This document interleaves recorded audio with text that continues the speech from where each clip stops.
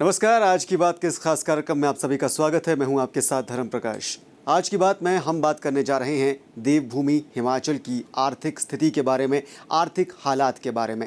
हिमाचल की कुल आबादी करीब करीब 70 लाख तक की है।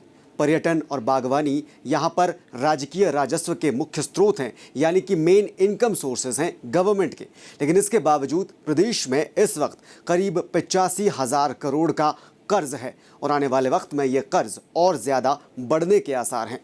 ये स्थिति आखिर क्यों आई, इससे निपटा कैसे जा सकता है, क्या कदम हैं जो उठाए जाने चाहिए थे और नहीं उठाए गए, और अभी के हालातों को देखते हुए आने वाले वक्त में क्या कदम उठाए जा सकते हैं, इस पर राजनेताओं की राय, विशेषज्ञों की राय और तमाम तरह के जो इसके पीछे फैक्ट्स हैं उससे आपको रूबरू करवाने की आज के इस कार्यक्रम में हम खास कोशिश करेंगे। लेकिन कार्यक्रम में सबसे पहले शुरुआत इस खास रिपोर्ट के जरिए। इंडी गठबंधन के राज्यों में आर्थिक बदहाली तेजी से पांव पसार रही है।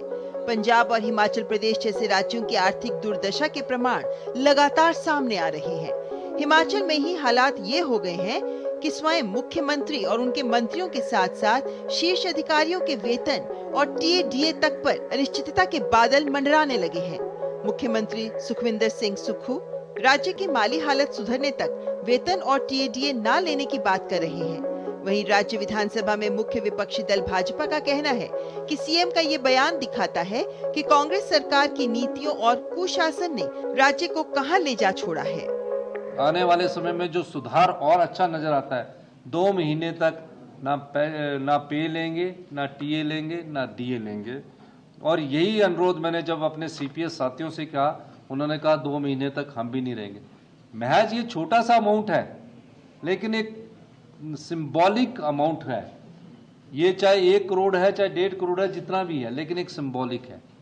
राहुल गांधी का जो खटाखट मॉडल था, उससे राज्य की वित्तीय स्थिति भयंकर और भयानक हो चुकी है।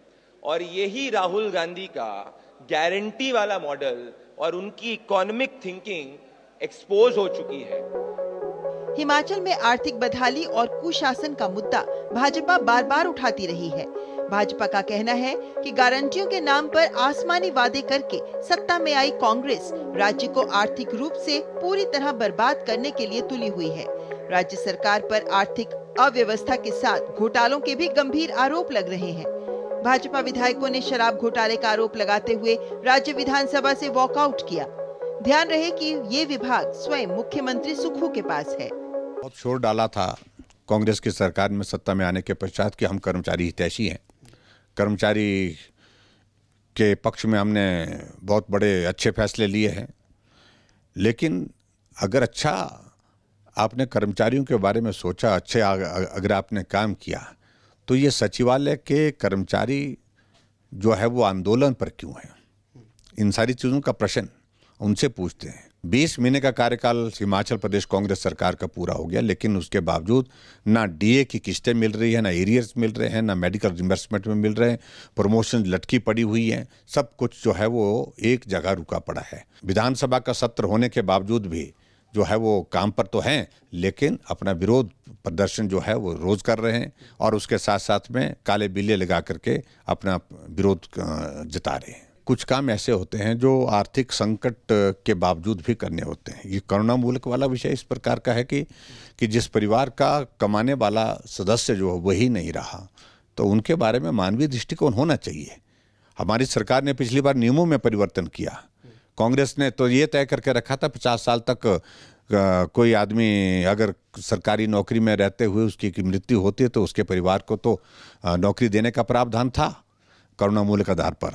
लेकिन 50 साल के बाद किसी का अगर मृत्यु तो उसकी तो पात्रता ही समाप्त कर दी थी। हमने उसमें भी ये किया कि 58 साल तक कोई भी कर्मचारी अगर अपनी नौकरी करते करते कहीं उसकी दुखद मृत्यु होती है तो उस परिवार के सदस्य को की पात्रता करुणा मूलक के आधार पर नौकरी लेने की रहेगी। तो इसलिए मैं यही कहना चाहूँगा कि वर्तमान सरकार जो भी बहाने लगाए और जगह खर्चा कम करे, लेकिन जो करुणा मूलक आधार पर है वो प्राथमिकता रहनी चाहिए, उनको नौकरी देनी चाहिए। प्रदेश पर आए इस आर्थिक संकट के आसार बहुत पहले से जताए जा रहे थे। आरबीआई के आंकड़े और कैग की रिपोर्ट बार बार ये बताती रही कि प्रदेश में आने वाले वक्त में आर्थिक संकट बढ़ सकता है, जिसकी वजह से सरकार की परेशानियां और ज़्यादा गंभीर हो सकती है। लेकिन इसके बावजूद भी विशेषज्ञ मानते हैं कि इसे लेकर जो कदम उठाए जाने चाहिए थे वो सरकार के स्तर पर नहीं उठाए गए, जिसकी वजह से हालात बिगड़ते चले गए। विशेषज्ञों का कहना है कि इस तरह की स्थिति बनने के पीछे सबसे बड़ी वजह जो फ्रीबीज की पॉलिटिक्स है वो रहती है, यानी चुनावों के वक्त मुफ्त के जो वादे नेताओं की तरफ से किए जाते हैं उसकी वजह से प्रदेश पर आर्थिक बोझ बढ़ता है और वही आर्थिक बोझ धीरे धीरे आर्थिक संकट की शक्ल ले लेता है। और हिमाचल प्रदेश के जो आर्थिक हालात इस वक्त बने हुए हैं उसके पीछे भी विशेषज्ञों का मानना है कि ये फ्रीबीज की पॉलिटिक्स ही बड़ी वजह रही है। करीब 70 लाख की आबादी वाला छोटा सा पहाड़ी राज्य है हिमाचल प्रदेश, लेकिन इस छोटी सी आबादी वाले छोटे से राज्य में हर व्यक्ति पर औसतन करीब 1.25 लाख रुपए तक का कर्ज है।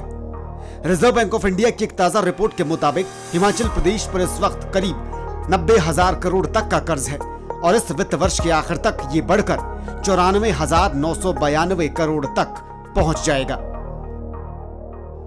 छोटे पहाड़ी राज्यों में कर्ज के मामले में हिमाचल प्रदेश सबसे ऊपर यानी टॉप पर है। प्रदेश का कर्ज चुकाने के लिए भी प्रदेश सरकार को फिर से कर्ज लेना पड़ रहा है। चुनावों में मुफ्त के ऐलानों की वजह से ज्यादातर ऐसे राज्यों पर कर्ज बढ़ता जा रहा है।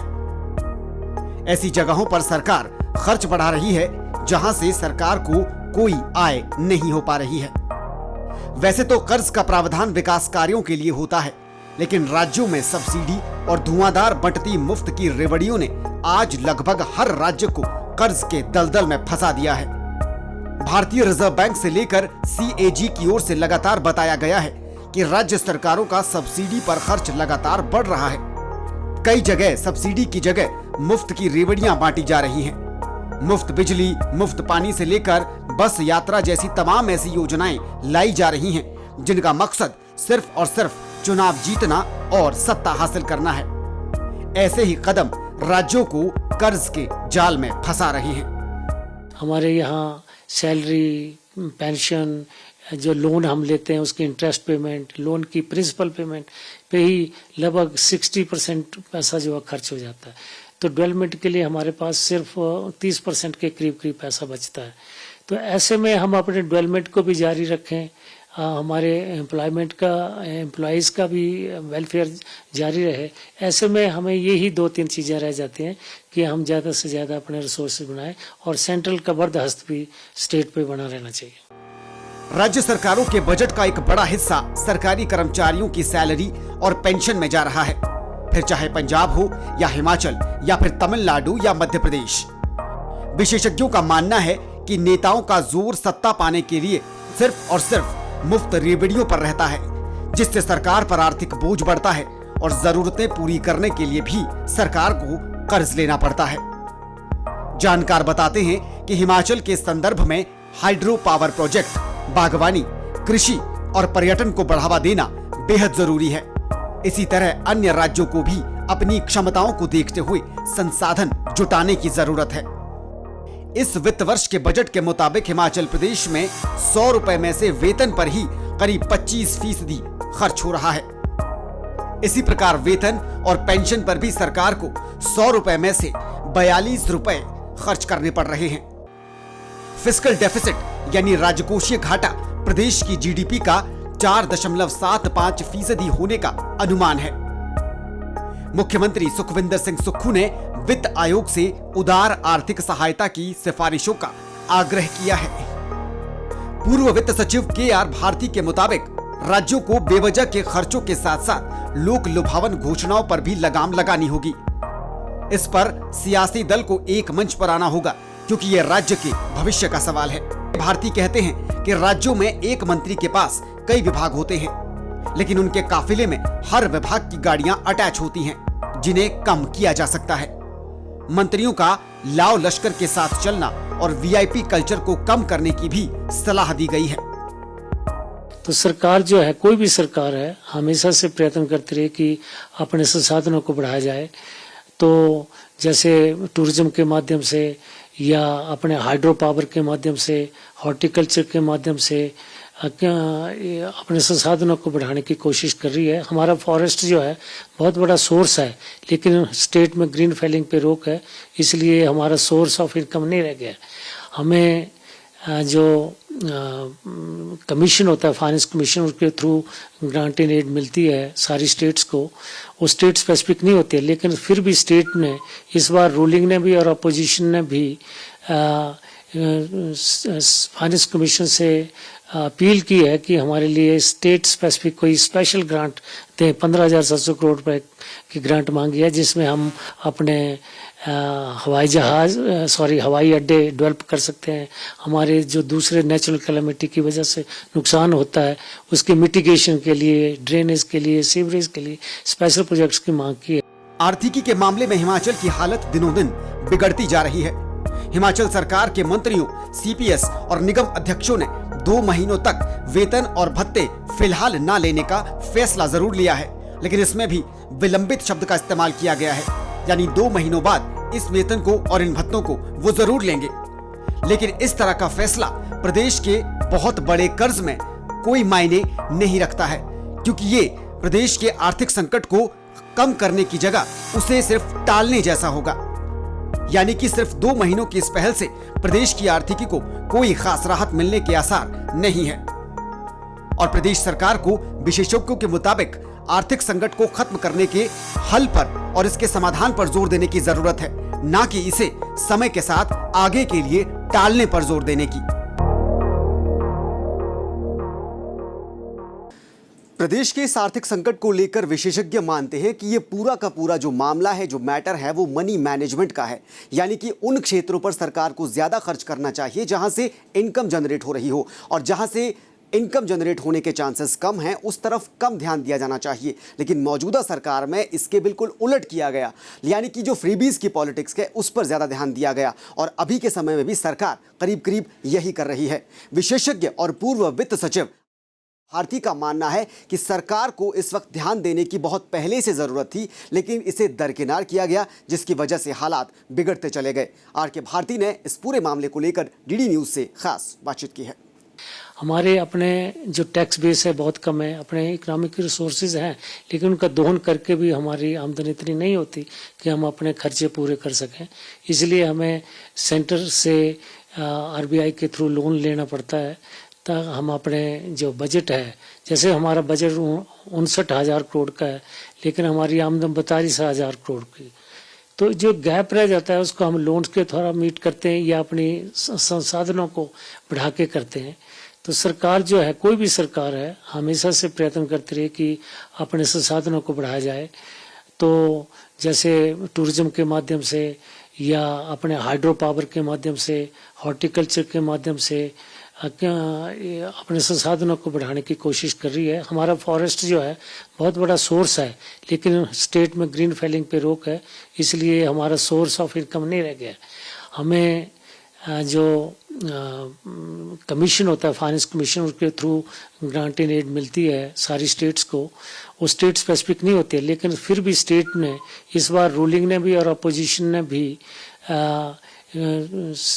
फाइनेंस कमीशन से अपील की है कि हमारे लिए स्टेट स्पेसिफिक कोई स्पेशल ग्रांट दें। 15,700 करोड़ रुपए की ग्रांट मांगी है, जिसमें हम अपने हवाई अड्डे डेवलप कर सकते हैं। हमारे जो दूसरे नेचुरल कैलेमिटी की वजह से नुकसान होता है, उसके मिटिगेशन के लिए, ड्रेनेज के लिए, सीवरेज के लिए स्पेशल प्रोजेक्ट्स की मांग की है। चाहे और नेचुरल कैलेमिटी में भी स्पेशल मांग की गई है, रेस्क्यू रिलीफ के लिए भी सरकार से। तो हमें 2-3 तरीके से ही वित्तीय स्थिति को सुधार सकते हैं। एक तो अपने रिसोर्सेज, इकोनॉमिक रिसोर्सेज बढ़ाएं, वेस्टफुल एक्सपेंडिचर हम कम करें, और सेंट्रल असिस्टेंस हमें ज़्यादा से ज़्यादा उपलब्ध हो। कर्जा लेना जो है वो हर गवर्नमेंट की मजबूरी रही है, क्योंकि अपने इनकम जो है, जैसे मैंने बताया कि इतनी नहीं होती कि हम अपने जो व्यय है, हमारे यहाँ सैलरी, पेंशन, जो लोन हम लेते हैं उसकी इंटरेस्ट पेमेंट, लोन की प्रिंसिपल पेमेंट पे ही लगभग 60% पैसा जो है खर्च हो जाता है। तो डेवलपमेंट के लिए हमारे पास सिर्फ 30% के करीब पैसा बचता है। तो ऐसे में हम अपने डेवलपमेंट को भी जारी रखें, हमारे एम्प्लॉयमेंट का एम्प्लॉयज़ का भी वेलफेयर जारी रहे। ऐसे में हमें यही 2-3 चीज़ें रह जाती हैं कि हम ज़्यादा से ज़्यादा अपने रिसोर्सेज बनाएं और सेंट्रल का बर्दाश्त भी स्टेट पे बना रहना चाहिए। प्रदेश की आर्थिक स्थिति को लेकर सरकार के वो विधायक जो कभी सरकार का हिस्सा हुआ करते थे लेकिन अब सरकार में नहीं हैं, वो भी सरकार को लगातार घेरते नजर आ रहे हैं। पूर्व विधायक राजेंद्र राणा ने भी मुख्यमंत्री के खिलाफ और प्रदेश सरकार के खिलाफ इस पूरे मामले को लेकर तीखी बयानबाजी की है। राजेंद्र राणा ने कहा है कि सरकार इस वक्त प्रदेश में कर्मचारियों के वेतन या फिर विकास कार्यों की जब भी बात आती है तो बजट का रोना रोने लगती है, लेकिन इसके अलावा जब फिजूल खर्ची की बात आती है तो सरकार को कभी भी बजट की कमी नहीं सताती है। बजट को लेकर सरकार के जितने भी तर्क आ रहे हैं प्रदेश की मौजूदा आर्थिक स्थिति को लेकर, उस पर राजेंद्र राणा ने एक तरह से सरकार को और मुख्यमंत्री को घेरने की कोशिश की है। मुख्यमंत्री ठाकुर सुखविंदर सिंह सुक्खू का जो बयान आया है कि हिमाचल प्रदेश में सभी मंत्रीगण और सीपीएस के साथ साथ चेयरमैन वाइस चेयरमैन जो 2 महीने की सैलरी नहीं लेंगे या उनकी सैलरी नहीं दी जाएगी। मुझे लग रहा है ये माननीय मुख्यमंत्री इस बात का, ये जिसको कहते हैं भूमिका तैयार कर रहे हैं कि हिमाचल प्रदेश में आने वाले दिनों में आर्थिक इमरजेंसी लगने वाली है। हालांकि मुख्यमंत्री जब से बने हैं तब से बार बार उनका एक ही बयान आता रहा है कि हिमाचल प्रदेश में खजाना खाली है, उसका रोना रोते रहे और प्रदेश की जनता के साथ इन्होंने धोखा किया, झूठी गारंटियां दी। अभी हाल ही में जो प्रदेश के कर्मचारियों ने अपने एरियर की बात करी, डीए की लेने की बात करी कि जो उनका हक बनता है, उसको लेकर 10 कर्मचारियों को तो नोटिस उन्होंने जारी कर दिया। मुझे लग रहा है वो दुर्भाग्यपूर्ण है और ये कोई भी कर्मचारी संगठन है प्रदेश में, वो प्रदेश की जनता की सेवा कर रहे हैं, सरकार की सेवा कर रहे हैं, सरकार को चला रहे हैं, वो अपने हक की लड़ाई लड़ना उनका अधिकार है, मौलिक अधिकार है।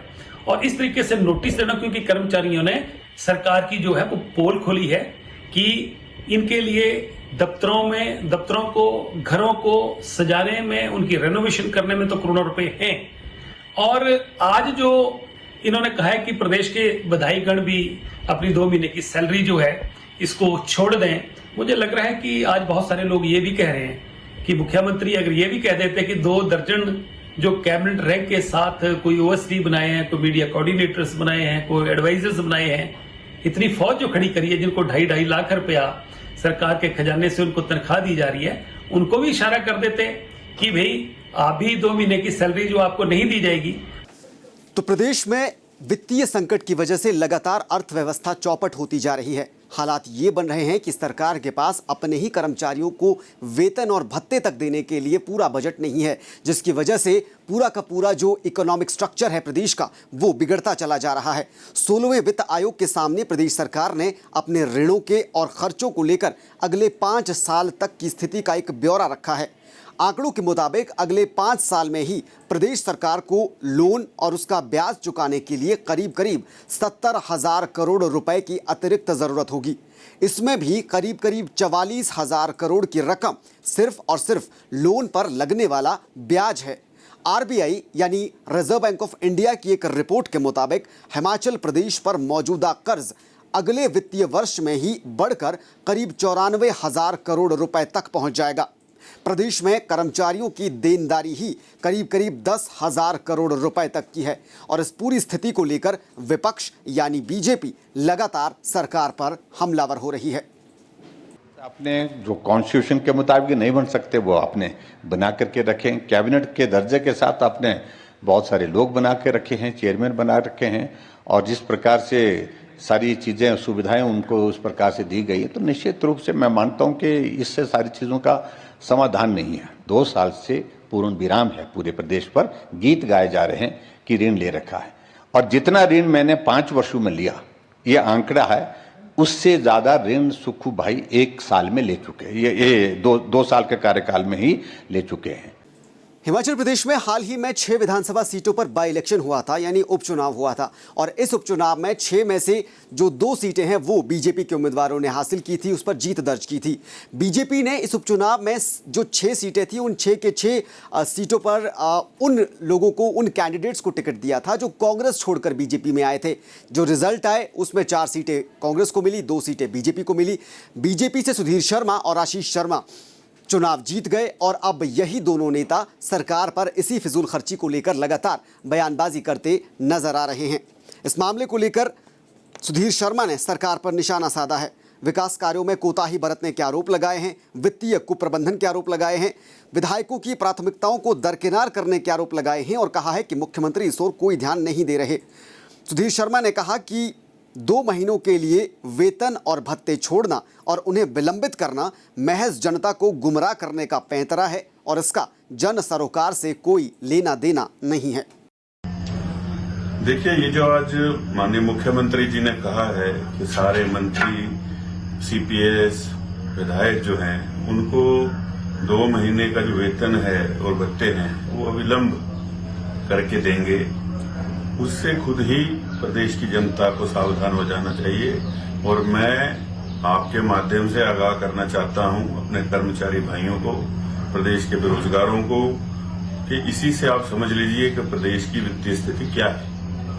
हमें कोई इस चीज का फर्क नहीं पड़ता कि 2 महीने आप अविलंब से दीजिए, 3 महीने दीजिए, 4 महीने दीजिए, लेकिन ये एक तरह से इस तरह शुरुआत की गई है और इसके बाद आगे चलकर ये कर्मचारियों पर और अन्य जो हमारे निगम हैं या बोर्ड हैं उनके कर्मचारियों पर, और इस तरह से ये आहिस्ता आहिस्ता बात आगे जाएगी। ये स्थिति वर्तमान सरकार के वित्तीय कुप्रबंधन की वजह से आई है कि आज प्रदेश के पास जो है वो पैसा बिल्कुल नहीं बचा है।